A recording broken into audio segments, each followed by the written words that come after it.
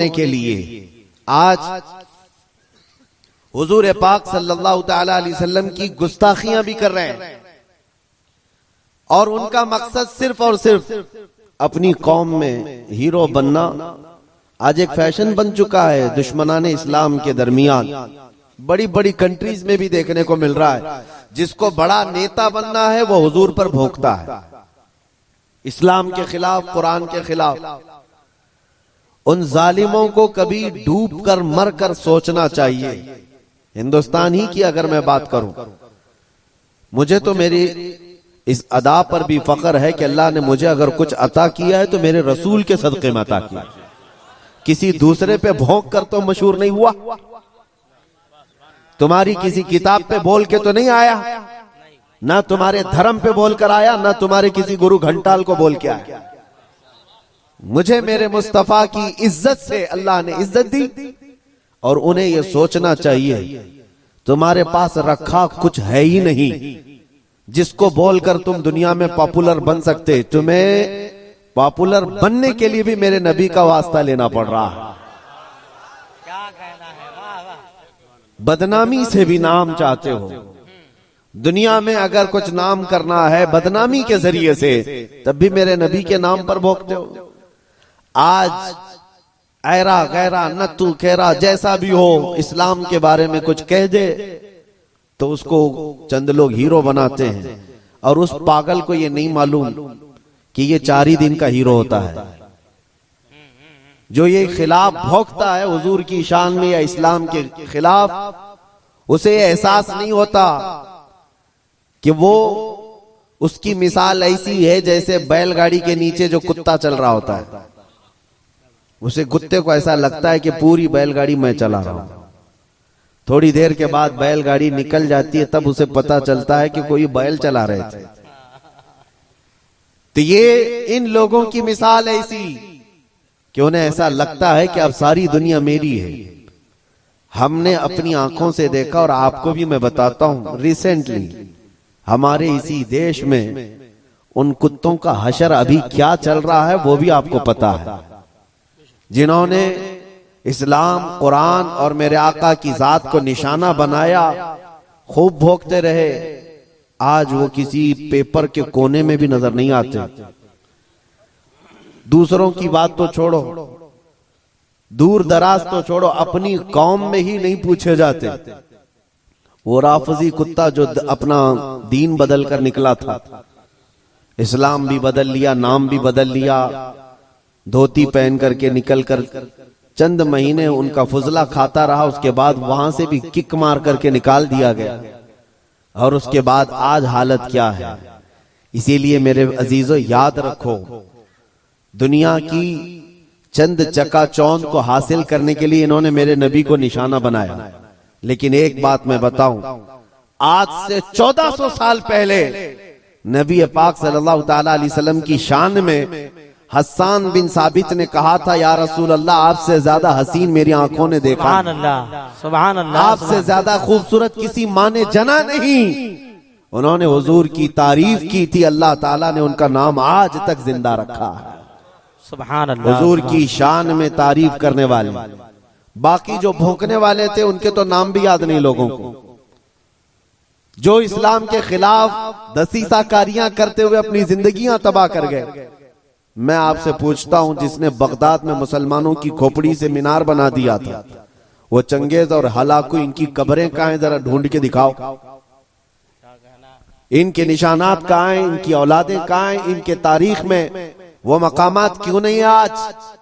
लेकिन आज हिंदुस्तान ही नहीं, दुनियाए इस्लाम के जिस खित्ते में भी जाओ, हुजूर पाक सल्लल्लाहु तआला अलैहि वसल्लम के इश्क में बोलने वाला इमाम अहमद रजा हर जगह बोला जाता है। वाह वाह वाह वाह वाह वाह वाह। इमाम अहमद रजा का चर्चा हर जगह होता है।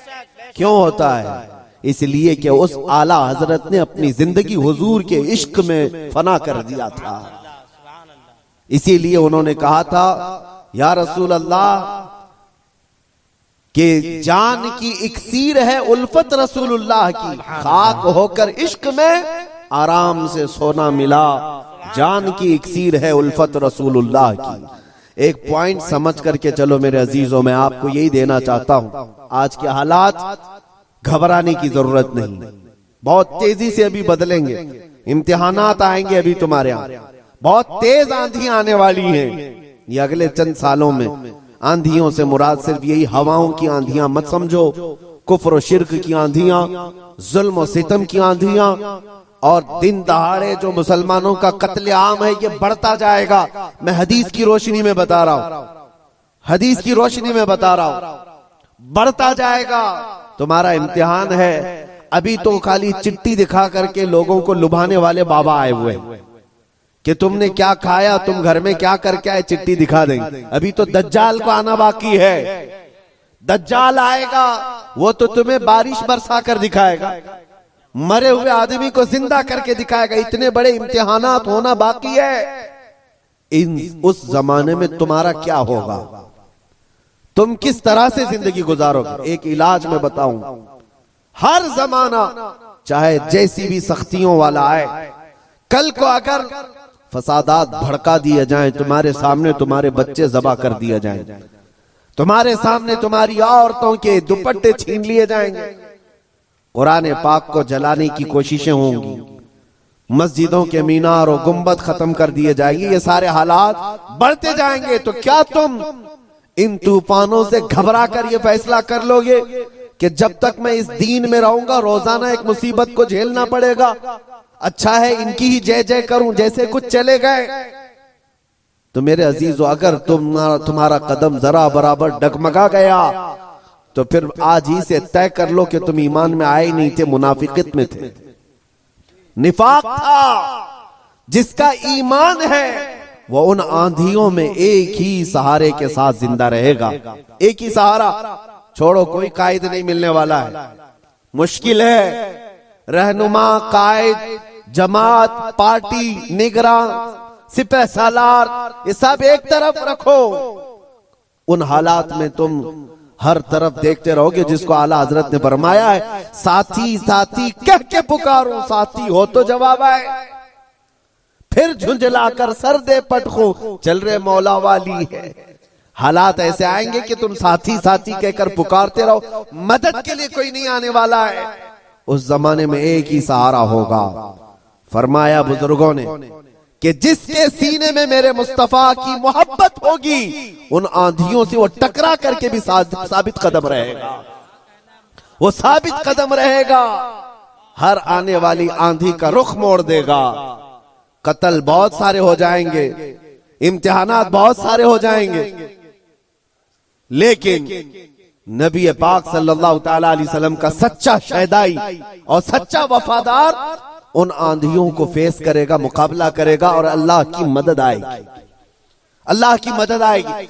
अल्लाह की जो सबसे बड़ी मदद आनी है, इंतजार है सबको, हालात बदलने चाहिए।